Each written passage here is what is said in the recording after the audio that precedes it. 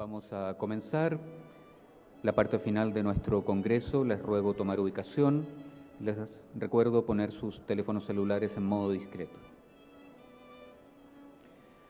A continuación, el señor Antonio Argandoña, profesor de Economía y titular de la Cátedra La Caixa de Responsabilidad Social de la Empresa y Gobierno Corporativo del IES de la Universidad de Navarra, realizará la conferencia El desarrollo al servicio del bien común. El señor Argandoña es doctor en Economía de la Universidad de Barcelona, desarrolla su docencia principalmente en las áreas de macroeconomía, economía monetaria y economía internacional. Es miembro de la Real Academia de Ciencias Económicas y Financieras de España y presidente del Comité de Normativa y Ética Profesional del Colegio de Economistas de Cataluña. Pertenece también a varios comités éticos de instituciones financieras, asociaciones empresariales y medios de comunicación. Su labor investigadora y fecunda carrera profesional fueron reconocidas en 2008 con el Life Achievement Award, otorgado por la European Academy of Business in Society y el Aspen Institute for Business in Society. Queda con ustedes el profesor Argandoña.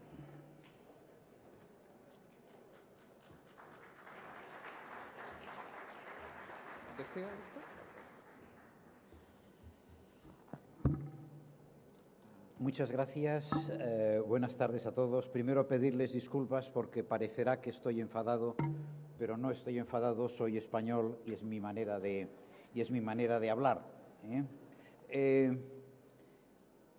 Claro, se preguntarán ustedes qué hace un economista que no es filósofo, que no es teólogo, hablando de doctrina social de la Iglesia en este congreso, ¿no? Bueno, en primer lugar me siento muy honrado por la oportunidad de estar aquí. Estoy aprendiendo mucho en estos días que llevo en Chile y creo que aprovecharé mucho más yo que ustedes mi presencia en este país. Soy economista, soy liberal, soy católico, soy monetarista, soy friedmaniano, he sido desde hace muchos años. Y dirán ustedes, ¿y qué hace una persona con estas características dedicada a hablar de doctrina social de la Iglesia? Vamos a ver, lo que yo conozco muy bien, me parece, es el mundo de la economía en Europa, en España, donde, como ustedes saben, tenemos problemas económicos, sociales, políticos y humanos muy graves, y de algo de esto les quería hablar. El tema que se me ha asignado es el desarrollo al servicio del bien común, pero me van a perdonar si en lugar de entrar directamente en él doy un rodeo. Y para el rodeo se me ocurría empezar con una anécdota que recogía en un libro en el año 1968 el entonces teólogo Joseph Ratzinger, Introducción al Cristianismo, una anécdota, una historia que cuenta el filósofo Kierkegaard. Cuenta Kierkegaard que hace bastantes años, probablemente a principios del siglo pasado, un circo se instaló en las afueras de un pueblo en Dinamarca. Claro, era verano, la mies estaba muy seca y un rato antes de empezar la sesión del circo por la tarde, se declaró un incendio en el circo. Y entonces el director llamó al payaso, que es el único que se había vestido ya, preparado para la inminente actuación, y le dijo: corre al pueblo y diles que hay un incendio en el circo, que vengan corriendo a apagarlo, porque si no arderán los campos y al final se quemará la aldea. Y el payaso salió corriendo con sus zapatones y su nariz roja, llegó al pueblo y empezó a gritar: corred, corred, venid al circo, que hay un incendio. Y todos se reían y lo pasaban la mar de bien. Y el hombre lloraba y pataleaba y todos se reían y dijo: qué buena interpretación, qué magnífico payaso. Bueno, no hay que exagerar la nota para decir que se quemó el circo, se quemaron los campos y se quemó, lógicamente, el pueblo. Claro, ¿cuál es el mensaje aquí? El mensaje es que la Iglesia también tiene un mensaje importante, pero como al payaso no le hacen caso. Entonces, este rodeo mío tenía por objeto explicarles un poco por qué no le hacemos caso a la doctrina social de la Iglesia. y, por tanto, qué podemos aprender nosotros que nos sirva para hacer esto mejor. Permítanme que empiece hablando un poco del tema de fondo, que es el tema del desarrollo, que ofrece la economía en este terreno del desarrollo económico. Pues, en primer lugar, se presenta como una ciencia autónoma y autosuficiente. Quiero decir, no necesita de la inspiración, de la sustentación de ninguna otra. Ni la filosofía, ni la psicología, ni la sociología, ni la historia, ninguna. Cuando yo empecé a estudiar, todavía había en los manuales de aquella época un capítulo dedicado a la economía y otras ciencias, donde explicaba las relaciones entre economía y psicología, economía y sociología. Hoy en día esto ha desaparecido por completo. Nadie habla de estos temas precisamente porque se considera que la economía es una ciencia autónoma que no necesita de la ayuda de nadie más. Tiene una antropología, una concepción del hombre y de la persona humana muy fácil de entender. Y lo he resumido en esta frase de un libro de hace unos cuantos años, de Landsburg: la gente responde a incentivos, todo lo demás es comentario. O sea, la idea es, tú ofreces dinero a la gente y la gente hará las cosas, tú les quitas el dinero y la gente dejará de hacer las cosas. Por tanto, esto es una manera muy sencilla de entender el comportamiento de las personas.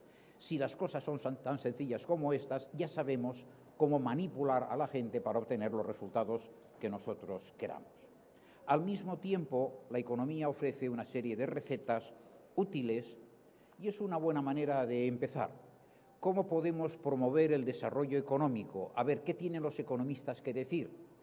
Hombre, ya nos damos cuenta que no es completo, que no es todo, pero suficiente para empezar, y luego ya lo completaremos. Mira, si hay errores, ya vendrá luego el gobierno y redistribuirá la renta, y si estropeamos el medio ambiente, ya vendrá luego el gobierno y preparará los cambios adecuados. Los resultados de todo esto, la verdad es que han sido excelentes. Miramos la historia de los últimos 100 años y vemos países enormemente atrasados. Yo me acuerdo cuando España era un país subdesarrollado, punto, o sea, sin ningún matiz. Éramos un país malo, viejo, pobre, muy pobre, ¿no? Bueno, pues detrás de nosotros han venido otros muchos países. Tenemos los tigres asiáticos, en estos momentos China, India, los BRIC, Brasil, Rusia, India, China, Unión Sudafricana, lo que ahora se está llamando los Eagles, las águilas, los nuevos países que se están desarrollando, y vemos cómo efectivamente hemos sido capaces de mejorar el nivel de vida de mucha gente y de permitir unos avances. Pero, en primer lugar, no estamos muy de acuerdo sobre lo que ha provocado este crecimiento. Durante un tiempo dijimos, países tropicales no sirven, el clima no se lo permite, la raza no se lo permite, o la religión. Durante tiempos pensamos que los países católicos no estaban preparados para el desarrollo económico. Luego pusimos énfasis en los capitales, lo que se ha llamado en algún momento el fundamentalismo del capital. Si no tienes capital, si no tienes dinero, si no tienes medios materiales, no puedes crecer. De ahí la importancia de la ayuda. Hemos volcado miles de millones de dólares en un montón de países esperando que se desarrollen, y lo que hemos conseguido ha sido enriquecer a las élites políticas, mucha corrupción y muchas veces grandes fracasos por todo esto. El crecimiento de la población se ha visto muchas veces como un enemigo del crecimiento económico y, por tanto, hemos planteado la limitación de la población, y nos ha parecido que este era un excelente remedio, hasta que nos hemos dado cuenta de que estamos reduciendo el denominador del PIB per cápita, pero estamos reduciendo también el numerador, porque estábamos eliminando la capacidad innovadora, productiva, creativa del hombre, que con criterios materialistas o puramente mecánicos parecía no necesario. La deuda parecía hace unos años que era el grave problema. Hemos perdonado deuda a muchos países pobres. Lo que hemos conseguido es que no hayan cambiado sus políticas. Dice, volvamos a empezar, que cada vez que seamos otra vez que estemos fuertemente endeudados, los ricos nos volverán a perdonar, ¿no? Las instituciones, esta mañana nos hablaban de ellas, ayer también, la planificación, la gobernanza.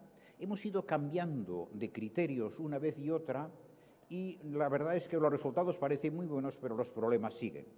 Y los problemas los hemos creado nosotros mismos. Desde el punto de vista de Europa, por ejemplo, Europa en estos momentos es un continente viejo, claramente envejecido. donde estamos perdiendo capacidad de crecimiento, y no nos damos cuenta de la importancia que tiene el componente humano en este crecimiento. Bien, me dirán ustedes, ¿y esto qué tiene que ver con el tema del payaso que iba contando por ahí que el circo se quemaba y nadie le hacía caso? Pues vamos a hablar algo de todo esto. ¿Tiene algo que decir la Iglesia Católica sobre la economía y el desarrollo y por qué no nos escucha? Vamos a verlo con cierto orden. Se me han ocurrido 10 puntos, hubiese podido sacar 39 probablemente, pero con 10 yo creo que tenemos bastante. En primer lugar, es un problema de lenguaje, donde el payaso dice, venid al circo que hay un incendio, la gente entiende, venid al circo que vamos a tener una sesión muy divertida, fijaros lo divertido que soy yo, todos los demás son como yo, venid y disfrutaremos. El lenguaje no se entiende. ¿Qué quiero decir? Hablamos de libertad. Todos sabemos lo que es la libertad. Pero tú le preguntas a un economista, ¿qué es libertad? Y te dirá, es libertad de elección. Dados los fines que yo tengo, tú me dejas escoger unos medios u otros. Entonces vas a la doctrina social de la Iglesia y decís, oye, payaso, ¿qué le llamas tú libertad? Dice, el hombre tiene un fin en su vida. La libertad es cómo descubro yo el medio de conseguir ese fin. Hablamos de libertad, estamos hablando de cosas completamente distintas. Educación. Educación, dice el economista, es la adquisición de conocimientos y capacidades necesarios para mejorar la productividad y el crecimiento económico. Vas a la doctrina social de la Iglesia y dice, la educación consiste en este desarrollo de las capacidades humanas que nos permitan a todos ser hombres y mujeres más completos, más perfectos, más desarrollados. ¿Qué es la familia? El economista dirá un colectivo de personas que resuelven sus problemas en común. Desde el punto de vista de la doctrina social de la Iglesia, por supuesto, es completamente distinto. Dignidad. Claro, todos reconocemos la dignidad de la persona humana. ¿Cuál es la dignidad para el economista? ¿Cuánto tienes? ¿Eres rico? ¿Tienes medios? ¿Tienes capacidad para resolver tus problemas económicos? Desde el punto de vista de la doctrina de la Iglesia, la dignidad, lo veremos enseguida, es algo consustancial a la persona, no se la ha dado nadie, no depende de los medios que tenga, es una cosa completamente distinta. ¿Qué quiero decir con esto? Que nosotros vamos y proponemos nuestra teoría, nuestra propuesta sobre el desarrollo, y el economista la oye y dice, ya sé explicarlo eso desde mi punto de vista, pero cambia los términos, el lenguaje es distinto. Bien, la doctrina social de la Iglesia se ve con frecuencia como una teoría más. ¿Qué quiero decir? En primer lugar, ya lo he dicho antes, la economía y las ciencias sociales se ven como autosuficientes y autónomas, no necesitan criterios éticos. Precisamente hemos conseguido, a fuerza de siglos, desarrollar una economía en la cual no hace falta que las personas se porten bien, que las personas sean éticamente correctas. La mano invisible, por ejemplo, que nos recordaba esta mañana el profesor Bruni, lo que en definitiva tiene una interpretación, digamos así, económica, que consiste en las decisiones de distintas personas se ponen de acuerdo solas gracias a la mano invisible del mercado, pero tiene una interpretación también ética, ¿no? Yo no necesito que la gente se porte bien. Recuerden aquella frase conocidísima de Adam Smith que decía, no es por la buena voluntad del cervecero o del carnicero o del panadero que yo recibo mis alimentos, es por su interés. Entonces, cuando él busca su interés, yo recibo mi cerveza, mi carne o mi pan. Por tanto, yo no necesito que él sea una buena persona y que me escuche.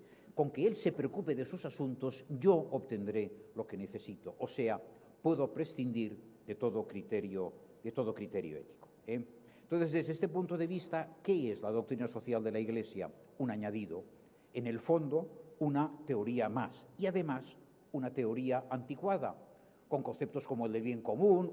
Esto desde hace ya siglos. ¿Quién habla ahora del bien común? Hablamos de otras cosas, nos lo recordaba también esta mañana el profesor Bruni. Entonces, claro, el problema de todo esto es que nos parece que la doctrina social de la Iglesia es una teoría sobre el comportamiento de las personas. y está muy claro a estas alturas que la doctrina social de la Iglesia no hace teorías, no trata de explicar el mundo, sino de cambiar el mundo, cambiar a las personas, hacer mejores personas. Por tanto, lo que la Iglesia aporta no es una teoría, que sirve para hacer una teoría, lo veremos enseguida, pero tiene cosas mucho más importantes. Relacionado con esto, arriba señalaba lo de la fragmentación de los saberes. ¿Qué quiero decir? Hoy en día, también lo recordaba esta mañana el profesor Bruni, las ciencias están muy fragmentadas, muy divididas. Uno puede estudiar sociología de 9 a 10, a las 10 va a clase de economía, a las 11 va a clase de filosofía, y en cada uno de ellos le dicen cosas que les suena que tienen que ver con el otro, pero que no tienen ningún punto de contacto. La explicación del sociólogo no necesita para nada la explicación del filósofo, del economista o del teólogo. Cada uno funciona por su cuenta. Por tanto, el estudiante, con un poco de suerte, acaba sus estudios con un montón de conocimientos dispersos, separados, sin ninguna unidad entre ellos. Nadie se ha preocupado a decirle la relación que hay entre la explicación económica, la explicación sociológica o la explicación histórica. Si ha encontrado un buen profesor, seguramente le habrá hecho esta síntesis, pero seguramente sus colegas considerarán que esto no era algo realmente relevante. Esta falta de visión de conjunto me parece que es importante y es lo que la doctrina social de la Iglesia aporta, pero las ciencias humanas y ciencias sociales parecen no necesitarlo. Los economistas nunca piden la ayuda de psicólogos o de sociólogos para resolver sus problemas, y los demás ocurre exactamente lo mismo. Y aquí me acordaba yo de un par de textos de la Caritas in Veritate, uno de los cuales el Papa dice: una de las causas del subdesarrollo es una falta de sabiduría, de reflexión, de pensamiento capaz de elaborar una síntesis orientadora. Ya se ve que lo que el Papa está diciendo, yo tengo esa síntesis, nosotros, los cristianos, tenemos esa síntesis orientadora, pero los demás no lo entienden. Abierta a la verdad, sigue diciendo el Papa en otro punto, de cualquier saber que provenga, la doctrina social de la Iglesia la acoge, recompone en unidad los fragmentos en que a menudo la encuentra y se hace su portadora. Esta idea de corresponde a nosotros oír al sociólogo, oír al historiador, oír al economista, oír al jurista e intentar encontrar esta explicación conjunta. Creo que esta es una de las grandes aportaciones que tiene en estos momentos la doctrina social de la Iglesia. Pero es que además el mensaje del payaso no es relevante. Para el que no está en el circo, el mensaje no es relevante. ¿Qué nos dice? La doctrina social de la Iglesia habla desde la fe, pero yo no soy creyente. ¿Por qué tengo que hacer caso a alguien que me está explicando las cosas con unos argumentos que no son los que todos entendemos? El hombre es autosuficiente, dicen las ciencias humanas, es capaz de salvarse por sí solo. Hemos eliminado el pecado original, la idea de que el hombre tiene algún defecto básico en su manera de ser y de actuar que necesita una corrección, no es necesaria. Por tanto, el hombre se salva solo. Máximo que nos admiten los que dicen que tienen fe, es, vale, de acuerdo. Y una vez que he llegado a entender todo el punto de vista, ahora añádeme algo desde el punto de vista de la fe. Rezar, la importancia de rezar, claro, ir a misa los domingos, los sacramentos, importantísimo, ¿no? Pero yo he encontrado una explicación perfectamente lógica, coherente y completa, sin necesidad de meter en ningún momento la fe ni la doctrina social de la Iglesia, y ahora viene la Iglesia y me añade unas cuantas cosas. Que si tengo buena voluntad, diré que es una excelente idea, muchas gracias, e ir el domingo a rezar, pero mi asistencia a la misa del domingo no me sirve para nada para cambiar mi manera de pensar como economista, como sociólogo o como filósofo. Y por lo mismo pasa con la razón. No necesito para nada a la fe. La religión es un bien de consumo. ¿Cuánta gente forma parte de su diversión, el que hacemos el domingo en nuestra comunidad? Una fuente de consuelo. ¡Ay, qué sería de mí sin poder ir los domingos a rezar a la iglesia! Yo que tanto sufro, yo que tan mal lo paso.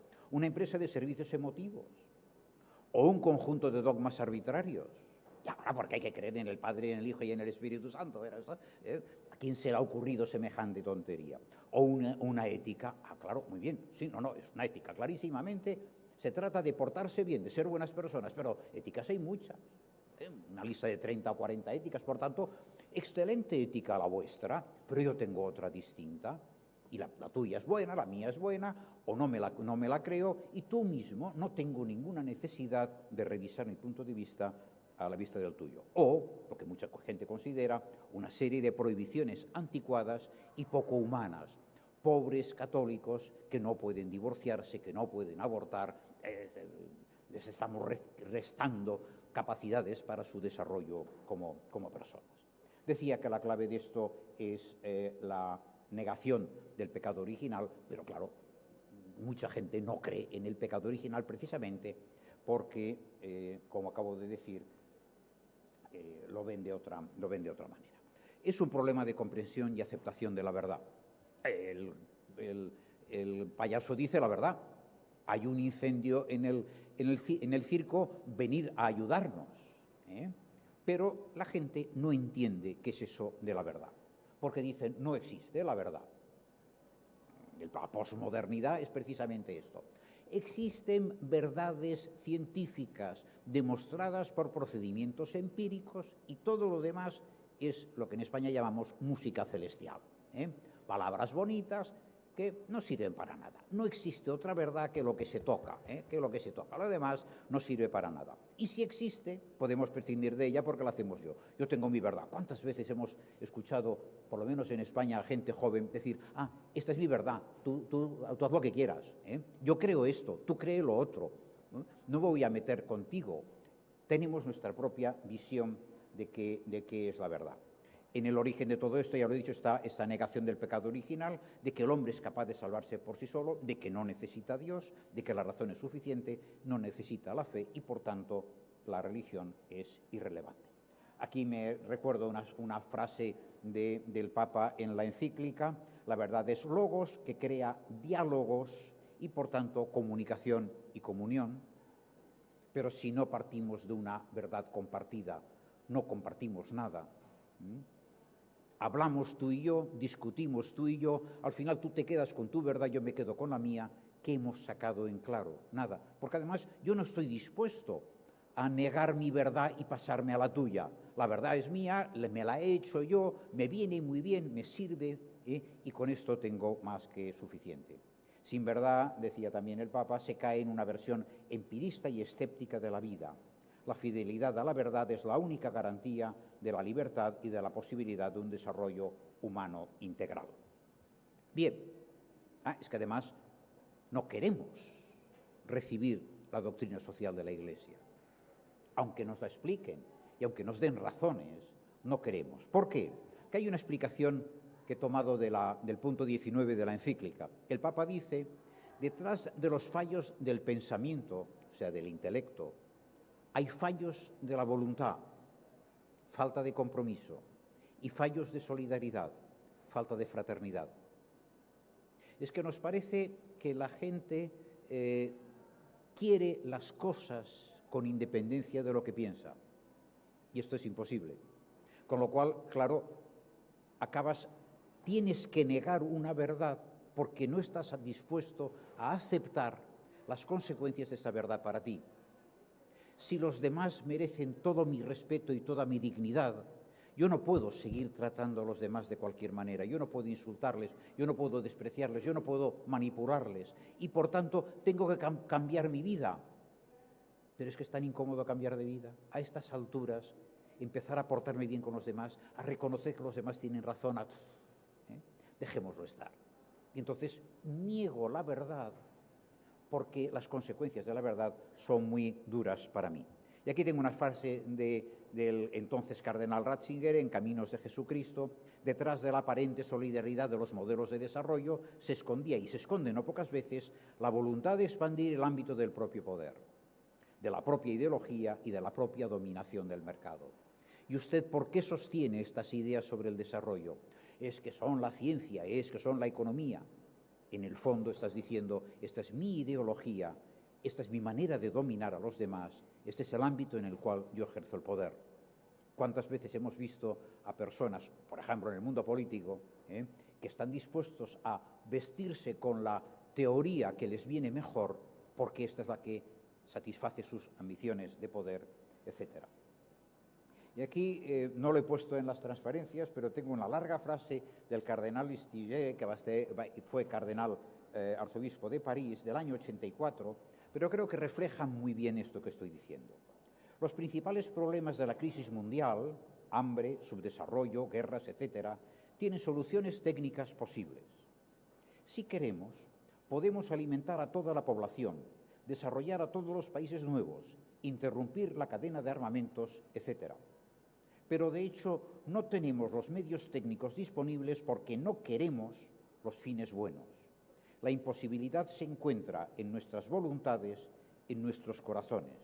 Es por ello que las verdaderas respuestas serán espirituales o no serán. El futuro de una sociedad es una cuestión de caridad. Podría servir perfectamente como conclusión de toda mi conferencia, pero no toca todavía, ¿no? Bien, es que además nuestros conciudadanos piensan de otra manera. Aquí he hecho trampa, porque traigo un poco la visión, podríamos llamar, europea de este tipo de problemas. Pero dejen que se lo cuente con un poco de detalle. En primer lugar, somos enormemente individualistas radicales. ¿Qué quiere decir? En mi vida privada yo hago lo que me da la gana. El sexo es cosa mía, el divorcio es cosa mía, las drogas son cosa mía. Nadie tiene derecho a decirme lo que yo tengo que hacer. Esta concepción individualista está muy arraigada en determinados países, también en España, lamentablemente. Otra idea relacionada con esta: no debo nada a nadie. Eso es pura ignorancia, ¿no? Es puro no haber abierto los ojos todavía a la realidad. Estás como el día en que naciste, Pero, sin embargo, esa es la opinión de mucha gente. Yo no le debo nada a nadie. Por tanto, yo monto mi vida individualmente como me dé la gana. Soy autónomo. Vale. Segundo, somos emotivistas éticos. ¿Qué quiero decir? Que tomamos las decisiones en términos de preferencias personales. Esto me gusta, esto no me gusta. Esto me cae bien, esto no me cae bien. Aquí hay un criterio ético peligrosísimo, y es que yo soy capaz de entender lo que es bueno y es malo por mí mismo sin que nadie me diga nada. Y, por tanto, yo me creo mi propia ética. Y como lo primero que siento es la reacción emotiva ante algo que ha pasado, mi ética es emotivista y reacciono de esta manera. ¿Cuántas veces vemos, por ejemplo, la gente hablar de autenticidad?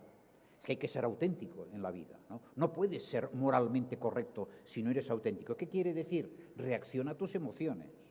Bien o mal planteadas, es igual. Entonces, claro, tus emociones son distintas de las mías, por tanto, tu ética es distinta de la mía. Para ti esto es bueno, para mí es malo, es igual, no te preocupes, Porque además mis emociones van cambiando y dentro de 15 días probablemente pensaré como tú y no tengo inconveniente en cambiar mi ética una vez, dos, tres, las veces que haga falta. Según aquello que decía Groucho Marx, estos son mis principios, si no le gusta, no se preocupe, tengo otros. Pues eso también lo decimos nosotros. Fíjense, por ejemplo, la respuesta emotiva ante los problemas. En España, últimamente, cada vez que golpean a una mujer, el marido o la pareja golpea a una mujer, esto da lugar a una gran reacción emotiva de la gente. Mañana, a las 12 de la mañana, todos en la puerta de la municipalidad a manifestar nuestro rechazo. Y ahí estamos todos, serios, A las 12 guardamos un minuto de silencio, aplaudimos a la persona apaleada y nos vamos a casa. ¿Qué te ha parecido? Oye, horrible, espantoso. ¿Qué hacen pegando a las mujeres? No hay derecho. ¿Qué vas a hacer tú? Yo ya he hecho lo que tenía que hacer. He estado allí para decir que estaba en contra. ¿Vas a hacer algo más? No. ¿Qué puedo hacer? Yo ya he cumplido. He tenido mi reacción emotiva. Punto. Mi dosis de ética está satisfecha. No necesito hacer absolutamente nada más. Bueno, así somos. Relativistas morales. Cada uno decide lo que es ético. Esto es ético para ti, es ético para mí. Cada uno... Claro, ¿cuál es la consecuencia de ello? Pues que acabamos en lo políticamente correcto. Los derechos no tienen base ética. Yo tengo derecho a esto. Estos días en España, por ejemplo, vemos la gente nerviosa, preocupada, porque lo que considera una pérdida de sus derechos, como están reduciendo el gasto público, están reduciendo el gasto en educación, el gasto en sanidad. Dice, que me están quitando mis derechos. Yo tengo derecho a que me den la sanidad de mejor calidad y gratis, la educación de mejor calidad y gratis, a que resuelvan todos mis problemas. Yo tengo derecho a un puesto de trabajo. ¿Dónde está ese puesto de trabajo? Señores políticos, señores empresarios, ¿dónde está mi puesto de trabajo? ¿Hay algún fundamento ético nada de esto? No, es simplemente yo quiero un puesto de trabajo, tengo derecho a esto. Claro, fíjense, el problema para el político cuando recibe millones de demandas diciendo yo quiero esto, yo quiero lo otro. Claro, cada vez que atiendes una demanda, los demás dicen ¿y por qué has atendido la necesidad de la carretera del pueblo tal y no la necesidad de la escuela del pueblo tal? Bueno, y entonces lo que tenemos es un conflicto político continuo en lo cual el político tiene que ir repartiendo prebendas entre todos. Vivimos bajo la idea del contrato social, de Hobbes, de Locke y compañía, en el cual no hace falta un bien común ni una ética pública. Entonces, como decía antes, no necesitamos explicar la existencia de un bien común. Tenemos una sociedad que funciona sola sin necesidad de que alguien se cuide de que las personas sean éticamente correctas. No buscamos fines sociales amplios. Se ha hablado ahora, por ejemplo, del ocaso de las ideologías tradicionales. Cuando yo era joven, más joven, hablábamos de izquierdas y derechas y sabíamos muy bien lo que querían las izquierdas, lo que quieren las derechas, ¿no? En estos momentos esto está absolutamente desvaído, porque la diferencia entre unos y otros es más bien divorcio sí, divorcio no, aborto sí, aborto no, pero los problemas económicos los hemos dejado en un segundo plano. Estamos renunciando a una sociedad justa. Yo creo que los europeos, por ejemplo, en los años 50 tenían una idea muy clara de lo que tenía que ser una sociedad justa. Tú y yo podemos discrepar en algunos puntos, pero los dos queremos una sociedad justa. En estos momentos lo que queremos es que nos dejen en paz para montar nuestra propia vida como queramos. No necesitamos para nada de los demás. Y por tanto, no buscamos fines comunes. No compartimos la idea de cómo hacer justa nuestra sociedad. Claro, el payaso, la doctrina social de la Iglesia, nos está hablando de estos temas. No entiendo nada. ¿Qué dice este hombre? ¿Qué dice este payaso? ¿Qué dice la Iglesia cuando nos habla de estas cosas? Somos utilitaristas sociales. Somos utilitaristas sociales. ¿Qué quiero decir? Esto en Europa es frecuentísimo en estos momentos, en España clarísimo. En mi vida privada yo hago lo que quiero. En mi vida social aparecen una serie de problemas que quiero que me dejéis resueltos. Por ejemplo, el problema de la vivienda, dádmelo resuelto. El problema de la educación, dádmelo resuelto. ¿Quién? No lo sé. El sistema, el Estado, la empresa, el mercado me tiene que resolver el problema de mi pensión y el problema de mi sanidad y el problema de mi educación. Todo esto corresponde a ellos. A mí no me hagáis pensar, trabajar en estos temas, dádmelo resuelto, porque lo que yo quiero es la máxima libertad personal para hacer en mi vida privada lo que quiero. Esto crea un montón de problemas, porque el sistema es incapaz de garantizarnos esto. En estos momentos estamos en el fondo de una recesión profunda, no hay manera de que nos garantice ni la sanidad, ni la educación, ni la vivienda, ni las pensiones, ni nada. Y el problema lo hemos creado nosotros mismos y no queremos reconocerlo. El día en que dijimos dejemos de tener hijos, ese día empezaron a multiplicarse nuestros problemas. Pero yo no tengo ninguna culpa, tener hijos o no es cuestión de mi decisión privada y los problemas sociales me los tiene que resolver otros. Bueno, pues así nos encontramos, ¿no? Han perdido el sentido de responsabilidad personal, claro. Con todo esto, ¿yo soy responsable de qué? Soy responsable de todo, naturalmente. Si le pegan a una mujer, yo me siento responsable. Pero mi responsabilidad se acaba ahí, en decir no hay derecho y ahora me voy a casa y que se olviden de mí. No tengo ninguna responsabilidad más. En estos momentos todo el mundo se siente responsable de todo, el medio ambiente es tarea de todos, todos tenemos que salvar al planeta, pero oye, a mí déjame en paz que yo tengo ahora otras cosas que hacer. Bueno, este es el individuo que está escuchando al payaso diciendo, tenemos un problema, tenéis un problema. Lo que está diciendo el payaso no es se está quemando mi circo, sino mi circo y vuestros campos y vuestras aldeas. Tenéis un problema. Y todos lo que nosotros decimos es, yo no reconozco tu problema. Mi manera de entender el problema es esta otra. Es que además, claro, la doctrina social de la Iglesia tiene su propia manera de ver a la persona humana. Esto es un poco como el contraste ante lo anterior, ¿eh? ¿Quién es ese ser humano según la doctrina social de la Iglesia? Podríamos poner 750 caracteres, aquí he seleccionado unos pocos. Creado por Dios a su imagen y semejanza. Vale, muy bonito. Es decir, los cristianos, vale. ¿Qué significa esto? Que no se ha dado el ser a sí mismo. Por tanto, que no se fija el fin a sí mismo. Por tanto, que él no se fija los criterios morales. ¿Qué es bueno o qué es malo? No lo decido yo, porque yo no me he creado a mí mismo. Y a veces a mis alumnos les pongo el ejemplo del automóvil, ¿eh? Oye, ¿qué es un automóvil? Mira, aquí tienes uno. ¿Cómo funciona? ¿Quién me puede decir cómo funciona un automóvil? Claro, yo les puedo preguntar a los demás, me dirán cada tontería. ¿No es mejor ir al fabricante, al diseñador y decir, ¿cómo hiciste el automóvil? ¿Cómo funciona un automóvil para que funcione bien, sea eficaz, no gaste demasiado y no tenga accidentes? Claro, si niegas que hay un fabricante del automóvil que sabe lo que es el automóvil, para qué sirve y cómo funciona, entonces necesariamente vas a aprender a bofetadas y a prueba de accidentes, ¿no? Bueno, esto es lo primero que decimos, ¿no? El hombre es creado a imagen y semejanza de Dios, no se ha dado el ser a sí mismo, es único e irrepetible, dotado de dignidad. Dotado de dignidad no significa la dignidad se la reconoce el Estado, se la reconocen los demás. ¿Recuerdan la anécdota que alguien contó ayer y lo puso en las transparencias? Fallecieron 2 personas y un boliviano. ¿Cuál es el concepto de dignidad del periodista que escribe esto? ¿Qué entiende por dignidad de una persona? La dignidad se lo damos nosotros, los chilenos, no le damos dignidad a un inmigrante. No, la dignidad, según la doctrina social de la Iglesia, es innata al hombre. Desde el momento en que Dios dice, quiero a este hombre, lo voy a crear, lo voy a poner en el mundo, inmediatamente vuelca su amor en él, lo reconoce toda la dignidad. Los demás solo tenemos que decir, chapó, ok, vamos a admitir y a recibir esto. Es inteligente, consciente de sí mismo, creativo, libre, responsable. Antes ya he dicho, un concepto de libertad completamente distinto del que tienen las ciencias sociales.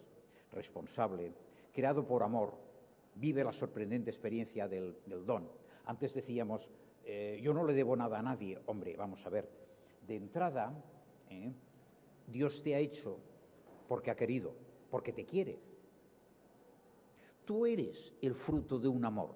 Antes del amor de tus padres, eres fruto de alguien que dijo, me interesa, Antonio Argandoña, sí, quiero que viva, le quiero. Bueno, ¿qué es la verdad? ¿Cuál es mi verdad? ¿Que me he hecho yo a mí mismo? ¿Que soy un tío genial? ¿Que sé no sé cuántas cosas? ¿Que soy el rey del mambo? De entrada, eres un ser creado por amor. O sea, mi primera noción cuando abrí los ojos tuvo que ser, ¿qué hago yo aquí? Alguien me ha creado porque me quiere. Claro, ahí viene la sorprendente experiencia del don. Es que soy un regalo, me han hecho un regalo. Yo no le debo nada a nadie. ¿Cómo que no le debes nada a nadie?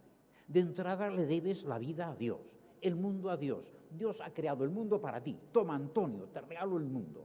Hasta incluso Chile y todo, vete allí y domínalo, es tuyo, es para ti. Te lo regalo porque te quiero. Vamos a ver, yo creo que nuestra manera de entender la vida sería completamente distinta si esto fuese nuestro razonamiento todas las mañanas cuando nos despertamos y decimos, wow, un otro día que me regala Dios, que me quiere y a por ello. Sociable, relacional por naturaleza. Luigino Bruni nos hablaba esta mañana otra vez de la importancia de esta idea. Claro que es mucho más importante si simplemente vivimos con los demás y nos resuelven los problemas, que es la manera moderna de entender esto. No, es una cosa completamente distinta, ¿no? Es que tú no te conoces a ti mismo, tú no eres capaz de entenderte a ti mismo hasta que ves al otro. El día en que el niño abre los ojos y ve la cara de su madre, ese día empieza a conocerse a sí mismo. ese día empieza a entenderse a sí mismo. Y si nunca viese ningún ser humano, no se conocería. Sería una planta, sería una piedra, sería más que esto, porque es un hijo de Dios, ¿no? Pero sería incapaz de desarrollo, con una capacidad limitada pero real de buscar y encontrar la felicidad y el bien, cosa que hoy día mucha gente niega. El hombre es una pasión inútil, que decía Sartre. No, el hombre es un ser que es capaz de muchas cosas muy buenas y de muchas cosas muy malas, porque, llamado a la vida eterna, esto no se acaba aquí.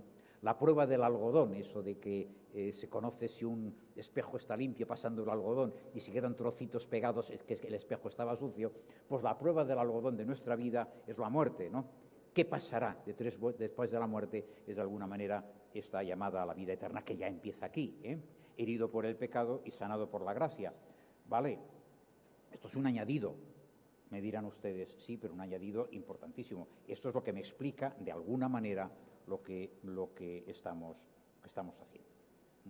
Dejen que les lea una frase de Rocco Buttiglione que leí hace pocas semanas. Como consecuencia de nuestra cobardía, nosotros, la gente de esta generación, vivimos solo pequeños amores que no son capaces de llenar nuestras vidas, que quedan, por tanto, vacías y sin gusto. Decimos que somos tolerantes solo porque no tenemos intereses apasionados en las vidas de los otros y solo queremos que nos dejen en paz. Bien, claro, el payaso que va con estas ideas en la cabeza y se enfrenta con los de la transparencia anterior, no hay manera de que se enteren, ¿no? De que se entiendan, ¿no? Y acabo recordando esto: Cristo manifiesta el hombre al propio hombre. Esto lo podemos conocer a través de las ciencias humanas, pero al final tenemos que ir al fabricante y decirle cómo somos, cómo nos has hecho. Y él dice: ahí tenéis a mi hijo, ahí tenéis a Cristo, miraros en él y aprenderéis quiénes sois. Bien, concepto de desarrollo, ya estamos acercándonos al tema que nos interesaba. El concepto de desarrollo es mucho más rico en la doctrina social de la Iglesia. También nos lo recordaban esta mañana, puedo ser muy breve: desarrollo humano integral de todo el hombre y de todos los hombres. No solo desarrollo económico, ni económico y social, ni económico, social y político, es todo esto y mucho más. Es, como nos recordaban ayer, el tránsito de condiciones menos humanas a condiciones más humanas. Y esa integralidad incluye todo, incluye el cuerpo, incluye el alma, incluye la espiritualidad en todas las facetas de la vida humana. Sin la perspectiva de una vida eterna, el progreso humano en este mundo se queda sin aliento, dice el Papa en la encíclica. Bien, ya se ve, por tanto, que a la Iglesia le interesa mucho el desarrollo, porque es experta en humanidad y, por tanto, conoce muy bien las necesidades del hombre. Y se da cuenta que el hombre necesita alimento, necesita cobijo, necesita educación, necesita todo esto que presentamos, que introducimos de alguna manera alrededor del concepto de desarrollo. Pero nos dice también claramente que no basta el desarrollo económico, ni basta tampoco moderar los efectos negativos que pueda tener el desarrollo económico en nuestra vida, ¿no? Este desarrollo humano integral, en definitiva, lo conocemos cuando efectivamente nos metemos en la vida de los demás, nos sentimos implicados en la vida de los demás. Que hay una serie de cosas que todos tenemos experiencia, que solo se conocen cuando uno se mete dentro. Uno tiene que cerrar los ojos y decir: me fío de los demás, para darse cuenta de que los demás son confiables. Si simplemente vas diciendo a ver si me engañan o no, nunca te fiarás de los demás, siempre te engañarán y siempre te parecerá que has perdido el tiempo. Si empiezas a confiar en los demás, descubrirás que son confiables, y así en todo lo demás. ¿Hace falta ser católico para esto? No. No y sí. No y sí, porque como acabamos de ver, esto lo descubrimos en Cristo. Nos pueden explicar: tú no eres católico, te voy a explicar todo lo que piensa, todo lo que siente, todo lo que sabe un católico. Y podemos entenderlo. Entendemos al payaso cuando nos lo dice. Pero nos faltará siempre este elemento adicional, que es: ahí hay un ser que me quiere, al cual yo he de buscar. ¿Cómo es ese desarrollo humano integral?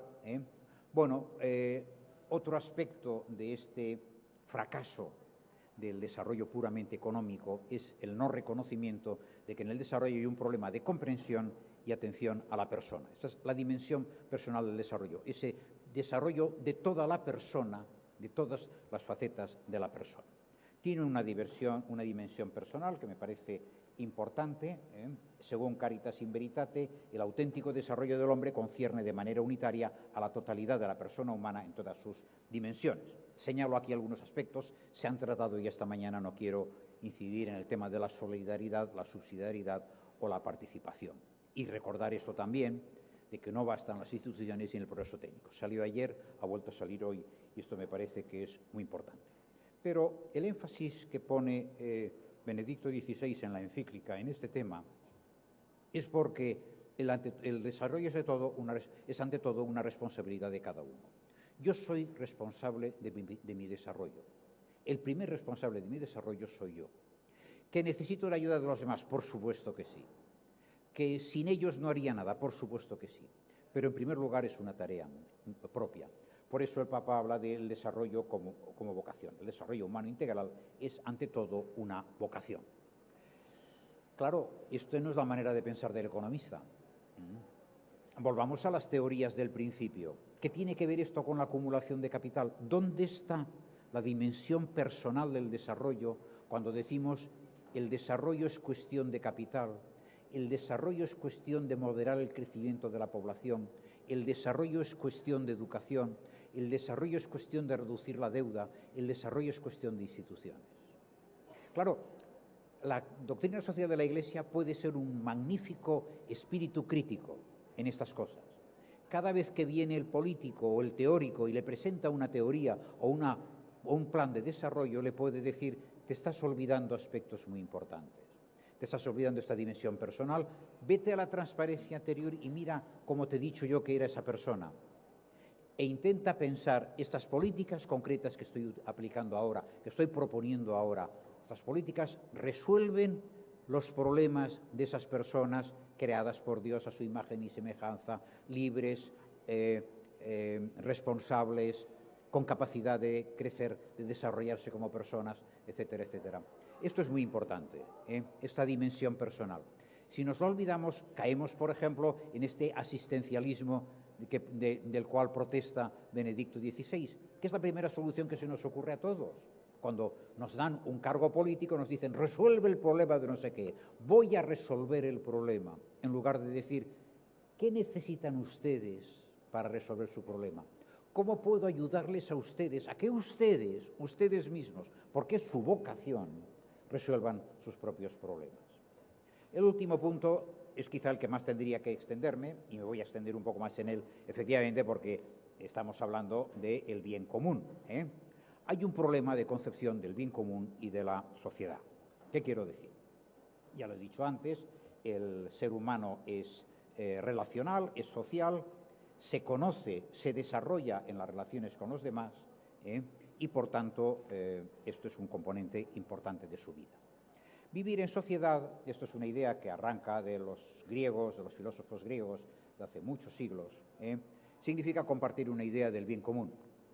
Si tú y yo no compartimos una idea de algo que es bueno para ti y para mí, difícilmente viviremos en sociedad. Podemos vivir juntos, podemos incluso ayudarnos a ratos, pero no formaremos una verdadera sociedad. La dimensión social del desarrollo es establecer y sostener el bien común de la sociedad. Nos han hablado esta mañana, Luigino Bruni, del bien común. Déjenme que les doy una explicación que se me ocurrió hace un tiempo pensando en el bien común de la empresa. Claro, si hay un bien común de la sociedad en general, hay un bien común de la familia y un bien común de cualquier asociación o agrupación humana, también hay de la empresa. Lo digo porque esto es algo que me ha ayudado a la hora de intentar explicar a los economistas por qué es importante la idea del bien común. Pensemos qué hace una persona que trabaja en una empresa. El economista nos dirá, aporta su tiempo y sus conocimientos y sus capacidades a la empresa produce algo con esto, produce zapatos, vende los zapatos, el cliente paga los zapatos y la empresa te paga a ti el sueldo o el salario por el cual te contrató para que trabajases. Clarísimo, fenomenal, muy bien. Vale. Ampliamos un poco el punto de vista. Voy a trabajar a la empresa. ¿Por qué? Necesito un salario. ¿Solo quieres un salario? Hombre, aprender cosas siempre es bueno. Desarrollar mis capacidades. Elaborar una carrera profesional. Si me tengo que cambiar de empresa, adquirir lo que se llama la empleabilidad, la capacidad de tener otros puestos de trabajo. Relacionarme con los demás, hacer amigos. Yo incluso a veces les digo a mis estudiantes, si vivís con la suegra en casa, pasar 8 horas diarias lejos de la suegra es una suerte, ¿no? Bien, todo esto lo buscamos nosotros cuando vamos al trabajo. Cuando nos preguntas por qué trabajas, contestamos por el salario, punto. Pero no es verdad, por el salario, por las relaciones sociales, por aprender, por montones de cosas más, ¿vale? Tú y yo y el otro y el otro y el otro vamos a la empresa y trabajamos juntos. Tú aportas tu trabajo, tus conocimientos, tus ilusiones, tus virtudes. Tú eres una persona paciente, yo soy una persona impaciente, tú me aguantas, tú me soportas, gracias a esto tú y yo nos hacemos amigos y empezamos a trabajar. Y fabricamos zapatos y se los vendemos al cliente que nos paga y con eso te pagan tu sueldo y el mío. Sensacional. ¿Y qué más? Es que además de esto, hoy he aprendido y he estado lejos de mi suegra. Y he desarrollado mis capacidades, he mejorado mi empleabilidad futura. Todo esto me lo llevo yo. Algunas cosas me las da la empresa, otras las he recibido yo directamente, pero no solo de mí, también de ti. Tú me has enseñado a trabajar, tú me has enseñado a desarrollar mis capacidades. Y además de esto, dejamos en la empresa un montón de cosas para que todos las disfruten. No todas me las llevo yo. Yo he generado mis propias virtudes, he aprendido a ser más humilde, más paciente, más solidario, más sincero, más generoso. Y tú también, y esto está ahí a disposición de todos. Incluso de gente que no es de la empresa, que aprenden conocimientos desarrollados en la empresa, que desarrollan capacidades gracias a la empresa. ¿Qué es la empresa? Una máquina de producir bienes. Bienes económicos, sí. Yo he aportado para hacer zapatos y me han pagado mi sueldo. Bienes no económicos, cantidad de ellos. Las motivaciones intrínsecas y trascendentes de que nos hablaban esta mañana y ayer. Ese aprendizaje, esa satisfacción por el trabajo, satisfacción por las relaciones con los demás. He hecho amigos en el trabajo. Nos decían esta mañana, a veces en la empresa en estos días es muy difícil desarrollar este concepto de amistad, porque vamos cada uno a la nuestra, pero a poco que pierdas el tiempo con tus amigos y hables del partido de fútbol del domingo pasado y de qué hiciste con tu familia, desarrollas una amistad. Desarrollamos bienes de muchos tipos. ¿Qué es la empresa? Una fábrica de bienes. Bienes económicos, bienes intrínsecos, bienes trascendentes, virtudes, capacidades, amistad, todo, amor. Claro, cuando lo concebimos así, nos damos cuenta que la teoría económica se queda corta, es pobre, es insuficiente, nos está contando un trocito muy pequeño de la realidad. Lo que nos tendría que explicar es todo esto, que es mucho más importante. Bien, ese sería un poco el concepto de bien común, que volviendo a los aspectos sociales tiene como 3 dimensiones. La dimensión política, donde hablamos de magnitudes como el liderazgo, la autoridad o el poder. La dimensión cultural, tan importante desde el punto de vista de la doctrina social de la Iglesia. Juan Pablo II hablaba mucho de la cultura, probablemente porque venía de un país, Polonia, que había soportado años de totalitarismo nazi primero, comunista después, gracias a una sólida cultura de base religiosa. La cultura nos habla de verdad, de belleza, de convicciones compartidas, de virtudes. Y luego está la dimensión económica, creación, adquisición y distribución de riqueza. Cuando presentamos todo esto, lo que estamos diciendo en definitiva es, cualquier aspecto del desarrollo que quieras plantear, pregúntate, ¿cómo se trata el liderazgo ahí? ¿Cómo se trata la autoridad? ¿Cómo se ejercita el poder? ¿Para quién? ¿Cómo se desarrolla la verdad en este proyecto de desarrollo económico, social, político que tenemos? ¿Cómo contribuye esto a la belleza? ¿Cómo nos ayuda a compartir convicciones? ¿Cómo creamos y distribuimos la riqueza? Claro, con estos criterios que son netamente de la doctrina social de la Iglesia, podemos ir nosotros a la realidad y criticar al economista, dar ideas al sociólogo, mejorar el punto de vista del psicólogo social o del experto en ciencia política, ir al político y decirle: tus planteamientos son insuficientes. Escucha al payaso. El payaso tiene cosas muy importantes que decirte, que te afectan a ti. Es tu pueblo el que se va a quemar si tú no tomas las medidas oportunas. ¿Qué podemos hacer? Y ya es hora de ir acabando. He hecho un pequeño resumen final con 3 planteamientos. Como personas, la primera idea sería estudiar y conocer la doctrina social para incorporarla a nuestra vida. No, esto es para los políticos, los economistas, los sociólogos. No. Esto es para todos nosotros. Nosotros somos los que hemos de desarrollar la participación en nuestra vida, la solidaridad en nuestra vida, la subsidiariedad en nuestra vida. En el mundo de la empresa recuerdo a un colega mío que me preguntó hace muchos años: Antonio, les decimos a los políticos que tienen que vivir la subsidiariedad, que lo que pueda hacer el nivel inferior no lo debe hacer el nivel superior. ¿Practicamos esto en la empresa? No. Muchísimas veces el jefe de arriba ordena y manda y los demás a callar. No estamos ejerciendo la doctrina social de la Iglesia porque no la conocemos. Y esto tiene esos aspectos de anuncio, evangelización. Esto hay que decírselo a los demás.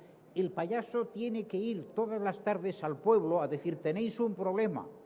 Y no le van a escuchar, pero tiene que volver un día y otro a decirles: estáis equivocados, tenéis un problema, no entendéis bien qué es el desarrollo, no entendéis bien a la persona humana, no entendéis bien a la economía, vuestra manera de plantearlo es incorrecta. Bueno, si lo decimos así, probablemente nos tirarán piedras. El segundo día ya no nos dejarán acercarnos y nadie irá nunca al circo, ¿eh?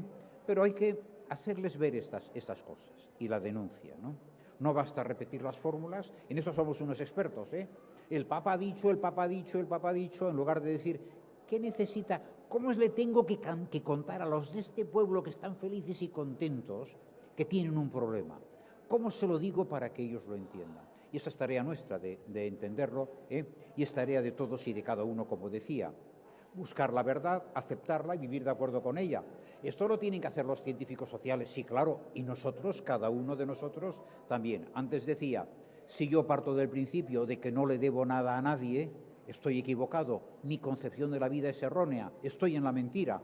No puedo ser una persona feliz si parto de la mentira sobre quién soy yo, qué hago yo, qué pinto en este mundo, ¿no? Y no basta saber, lo veíamos antes, hay que querer. No basta saber la doctrina social, hay que querer aplicarla, querer vivir de acuerdo con ella, ¿no?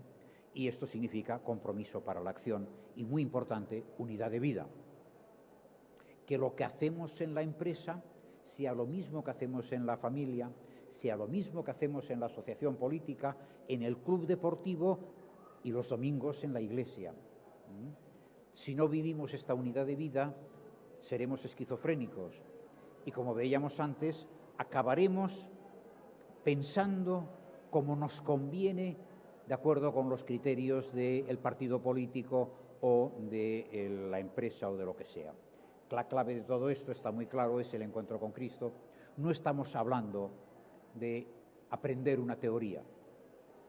Hay que aprender la teoría, hay que leer el libro, hay que leer la encíclica, hay que trabajar la encíclica. Pero al final hay que cerrar los ojos y decir: detrás de esto no hay un libro, no hay una teoría, hay una persona. Me tengo que encontrar con Cristo. El día que te encuentras con Jesús, y esto lo hacemos todos los días en nuestra oración y en nuestra vida diaria, ¿no? Yo a veces suelo explicar, el otro día lo explicaba en una reunión de empresarios, y me preguntaban cosas de estas, y les decía: vamos a ver, si yo creo que en el fondo de mi alma en gracia está Dios, Dios en estos momentos está dando una conferencia en la Universidad Católica de Chile. Dios está aquí y os está hablando a vosotros. Vamos a ver, no es que lo que digo yo sea palabra de Dios, clarísimamente, ¿eh? Pero Dios se está aprovechando de mí, está aquí y está interactuando con todos vosotros. Si somos conscientes de que nosotros vivimos en Dios y Dios vive en nosotros, esta es la única manera de que podamos, o sea, lo primero que tiene que hacer el payaso es convencerse de que en su circo hay un incendio. Si no está convencido del mensaje, porque lo ha vivido, porque ha visto las llamas y ha salido corriendo con sus zapatones y su nariz roja, no iremos muy lejos. Como universidades hemos de ayudar a desarrollar mejores teorías. No tenemos otra teoría económica, amén, explícala la que tienes, no tienes otra, de acuerdo, pero intenta mejorarla, intenta cambiarla. Dedica tu tiempo de investigación, vale, a publicar las mejores revistas de referí, modelos matemáticos, si no, no te publicará nadie, pero al mismo tiempo piensa qué puedo hacer para tener mejores políticas y mejores planes de acción. Unificar los saberes, tener esa visión de conjunto. Yo muchas veces me gusta explicar la importancia de explicar historias. Porque vamos a ver, si yo reúno a mis estudiantes de economía y les digo, una empresa es un conjunto de capitales puestos para la producción de bienes y servicios, para la atención de necesidades de los consumidores, mis alumnos lo entienden, pero no saben lo que es una empresa.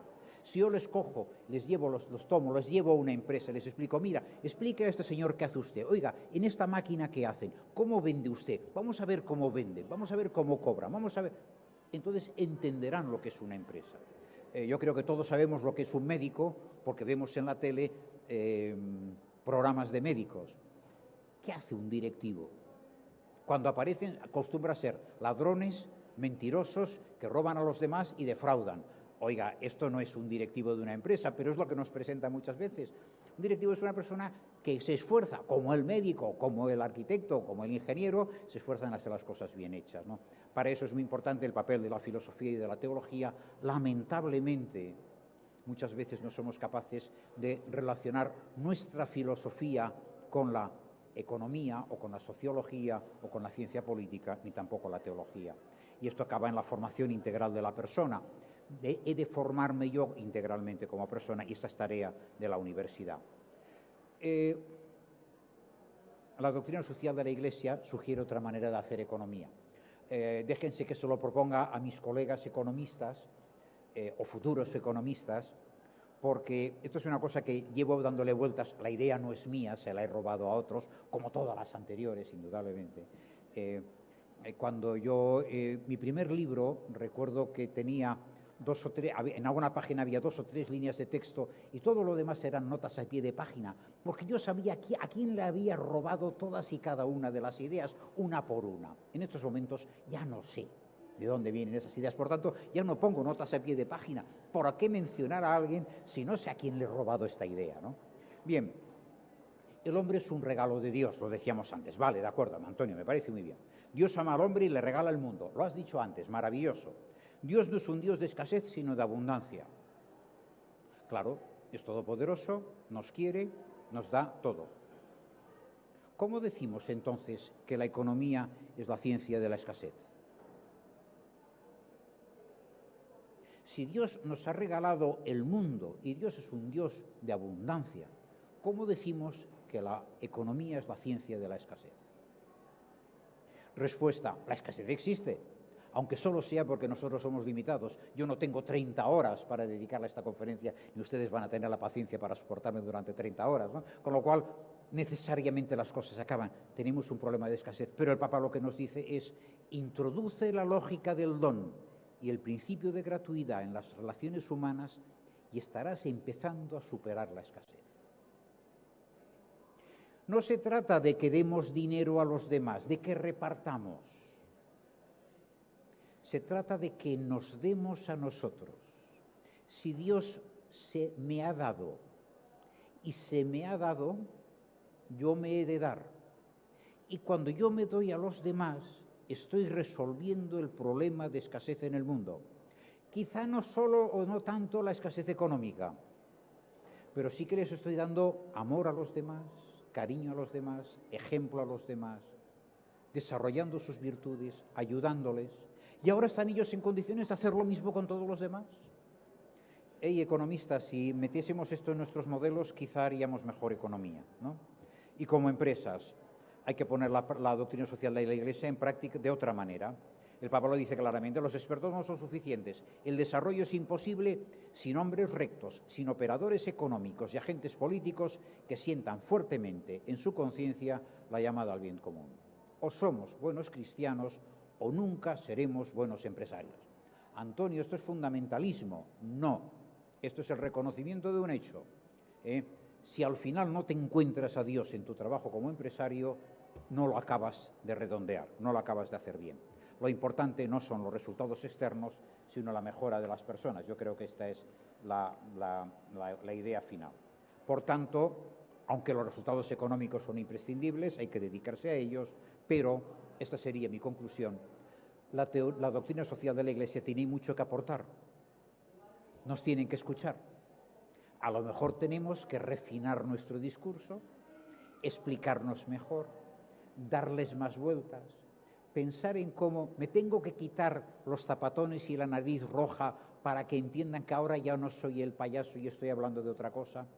Un momento, si no eres el payaso, ¿de qué estás hablando? ¿Cómo vienes de un circo si no eres el payaso? ¿Cómo podemos hablar en nombre de la doctrina social de la Iglesia si prescindimos de nuestra condición de cristianos? Hemos de ser cristianos, hemos de explicar lo que nosotros somos, queremos, sentimos y vivimos, pero de tal manera que los otros lo entiendan. Bien, no es tarea fácil, Nadie ha dicho que lo sea. Llevamos 20 siglos dedicados a esto y todavía no lo hemos conseguido, pero probablemente la próxima vez lo haremos un poco mejor. Muchas gracias.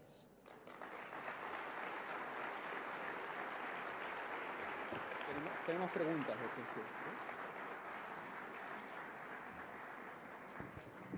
Tenemos espacio para preguntas. Ya se encuentran dispuestos nuestros asistentes con los micrófonos. Por favor, levanten la mano quien desea. Aquí tenemos una pregunta. Don Jorge Wilson.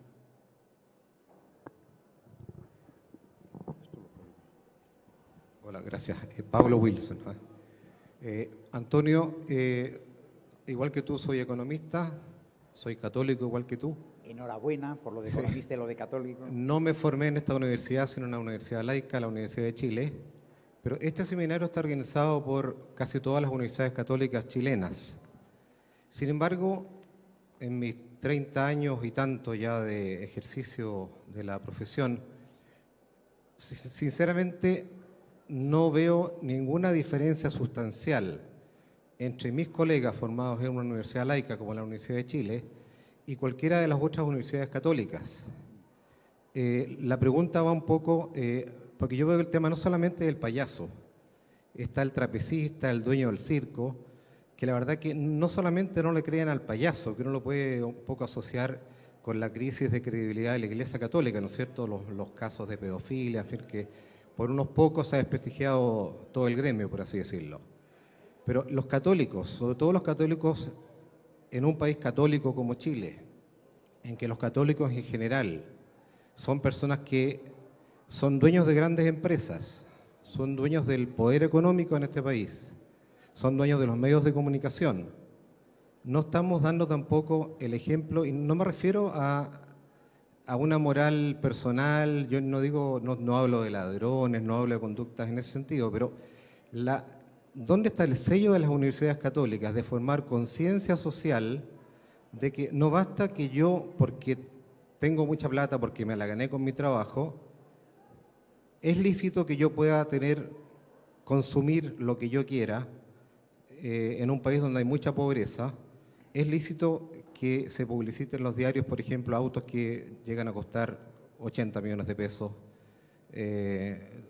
todo un lujo, digamos, que es un insulto para la gente pobre. O sea, el mensaje al pueblo, digamos, a la gente pobre, de parte de nosotros los católicos, no llega, yo creo también por eso. No sé cuál es tu visión y cuál crees tú que es el sello, si es que existe, de las universidades católicas en España y especialmente aquí en Chile, de formar economistas que se distingan de alguna manera de un economista formado en nuestra universidad.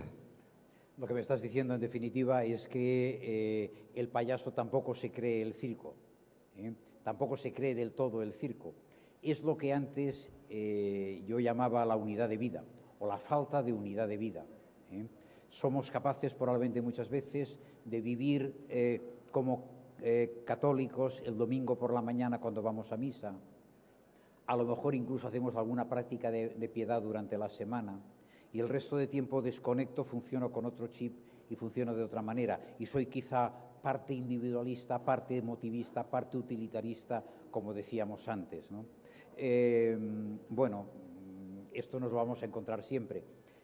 Una de las características que decía de cómo ve la doctrina de la Iglesia a la persona humana es que está tocada por el pecado original, tocada por el pecado y, por tanto, capaz de hacer muchas cosas muy buenas y cosas muy malas también.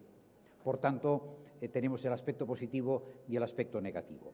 ¿Qué hacen las universidades católicas? No conozco el caso de Chile, esto tendríais que contestarlo vosotros mucho mejor que yo.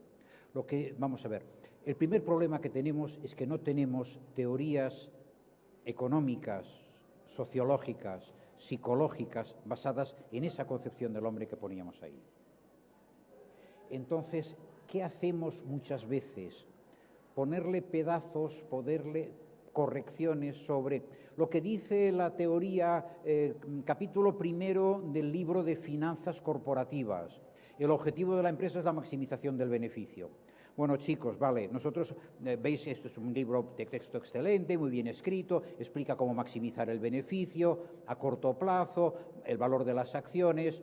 Hombre, no es exactamente esto.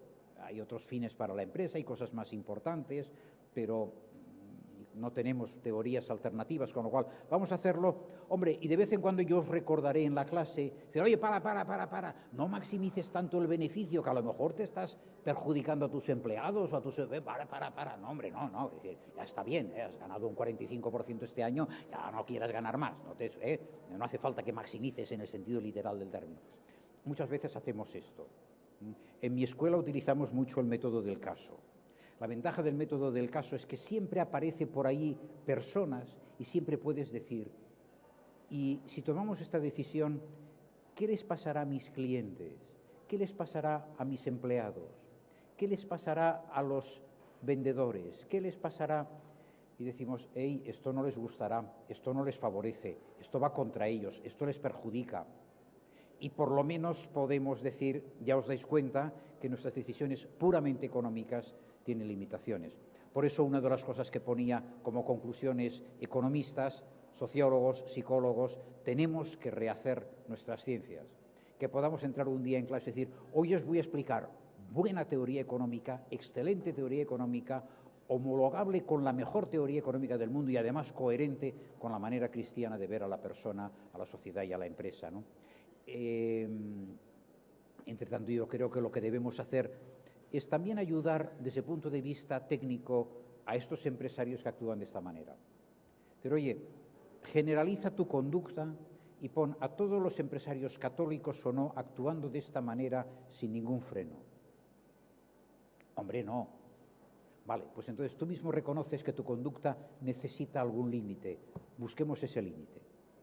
Ayudar a las personas a que hagan su reflexión personal, y, por supuesto, pedir a las instituciones que nos ayuden a poner orden en esto.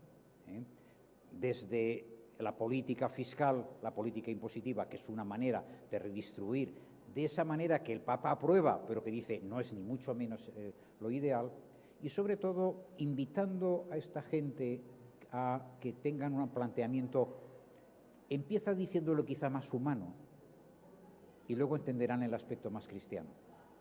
Pero en algún momento al final hay que pegarles el empujón y tirarlos del caballo, como a San Pablo. Es decir, chico, esto no es manera cristiana de funcionar, y a ver si reacciona.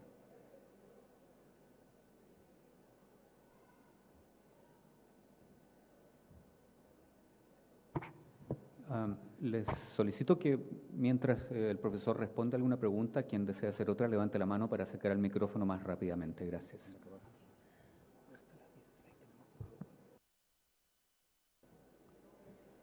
Bovenriet, yo soy profesor de economía, igual que usted.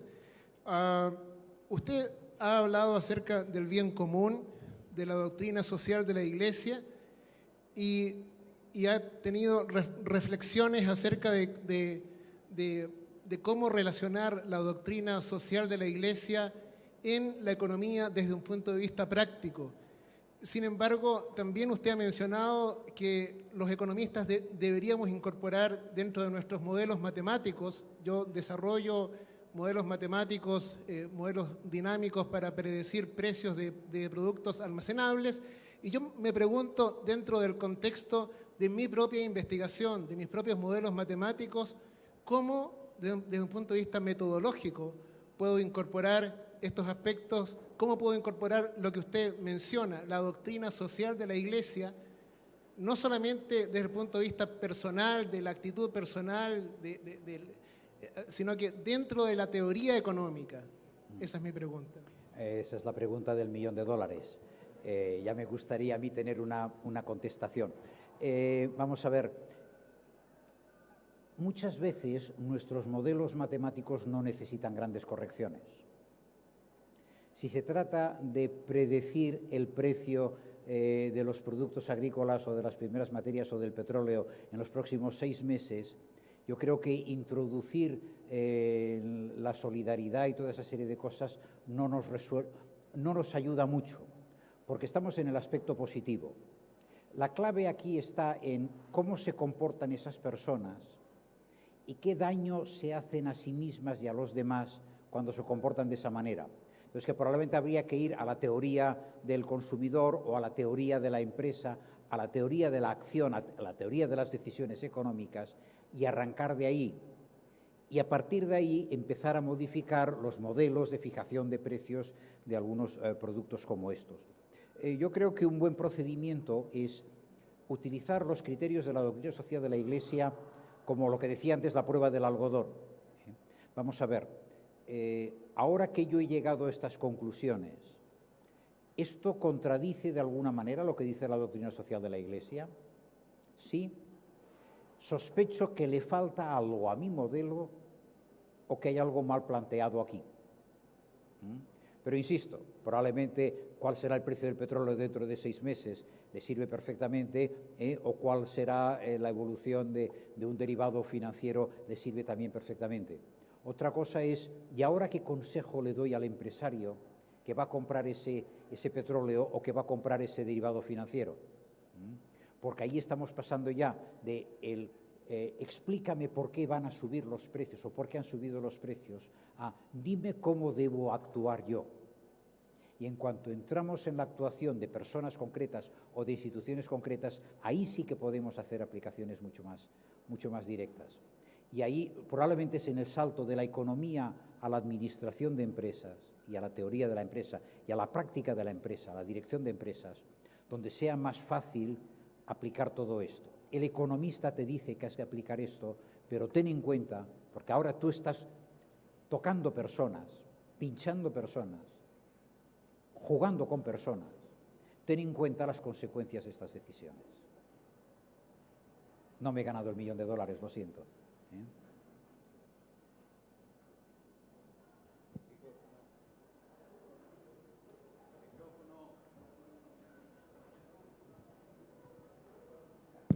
Ahora. Gracias, profesor, por su iluminación. Yo soy sacerdote, por lo tanto, de alguna manera, en el nivel mínimo, soy de la jerarquía. La jerarquía tiene autoridad.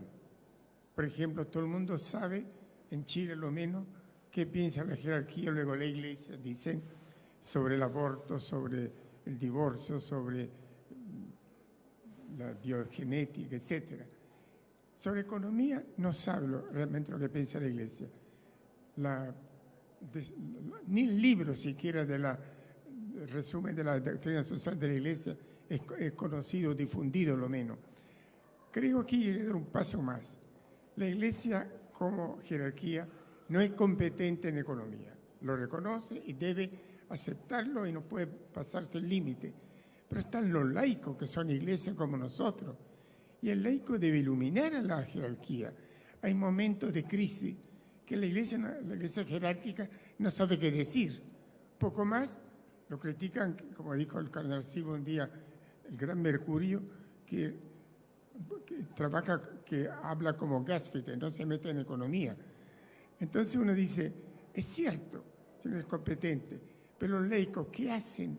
Supone que la jerarquía diga, queremos sentirnos ayudados, no somos capaces. Creo que ese paso hay que darlo. En Chile hay muchos laicos aquí están presentes, profesores de economía, o profesores de administración de empresas, o grandes financistas que deberían ser invitados. Es decir, ¿qué hacemos para que la iglesia tenga luces claras y un lenguaje sencillo, pero claro, para decir, ahí está la orientación? Gracias. Bueno, no es la pregunta del millón, pero se le acerca.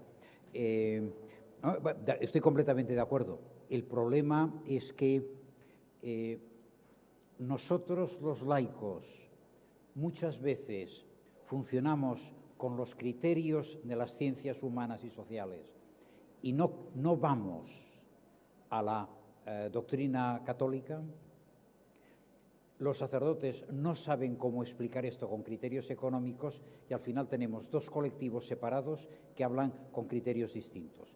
Incluso con esta actitud esquizofrénica muchas veces de yo los domingos voy a misa, participo de una manera de pensar y de una manera de creer y de una manera de actuar, y el lunes cuando estoy dando mi clase me olvido de esto y explico cosas completamente distintas.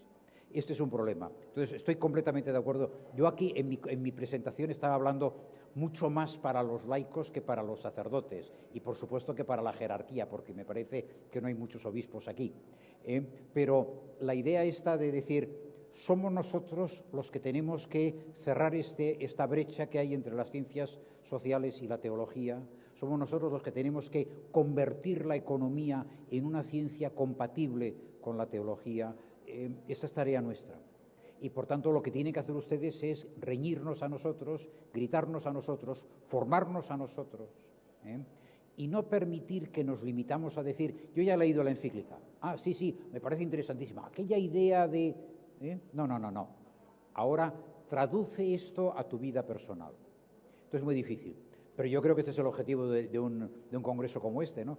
Ponernos a todos ante la evidencia de necesitas plantearte estos temas y no una vez al año, sino continuamente en tu trabajo cada día. Bien. La última...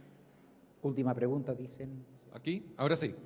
Sí, buenas tardes. Muchas gracias por la exposición y por los puntos. Una pregunta, quizás puede sonar trivial, pero me imagino que las consecuencias no lo deben ser. Comprendo muy bien los 10 puntos que da y podría haber 100, 1000, 10.000, lo que sea. Ahora, ¿por qué siempre nosotros como iglesia, no como institución, digo yo como laico consagrado en mi caso de la iglesia, llegamos tarde?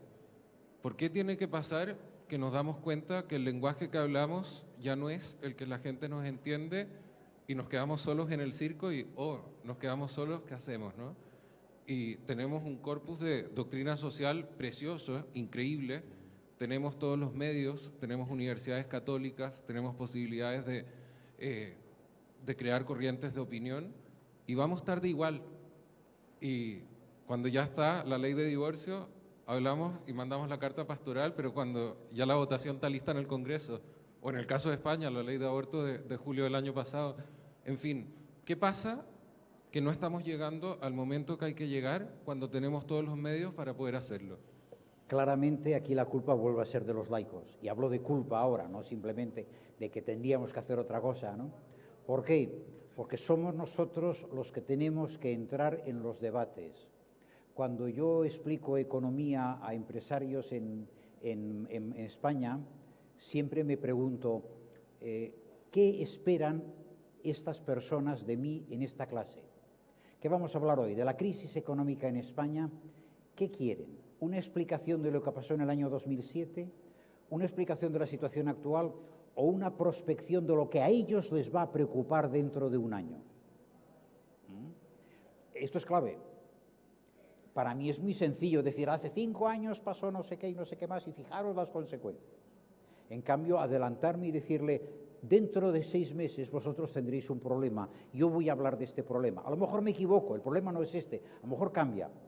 Pero esta obligación mía de anticiparme a ellos forma parte de mi obligación profesional. En este terreno pasa exactamente lo mismo.